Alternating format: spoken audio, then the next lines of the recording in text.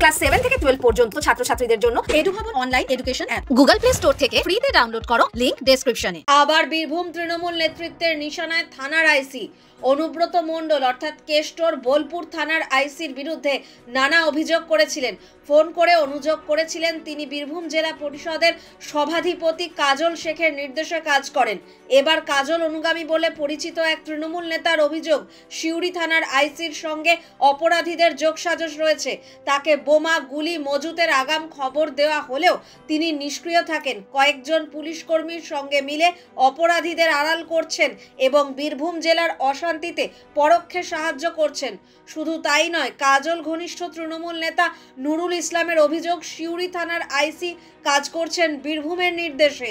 কয়েকদিন আগে বোলপুর থানার আইসিকে অনুব্রতর হুমকি ফোন ঘিরে শোরগোল পড়ে রাজ্য রাজনীতিতে।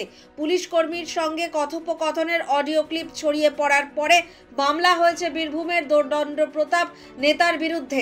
অনুব্রত স্বীকার করেও নিয়েছেন ওই কণ্ঠ তার।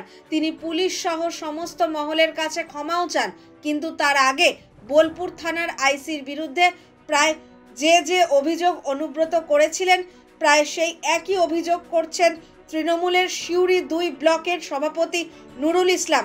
তার নিশানায় সিউড়ি থানার আইসি। এবার নুরুলের দাবি, ওই আইসি বোলপুরের নির্দেশে কাজ করছেন।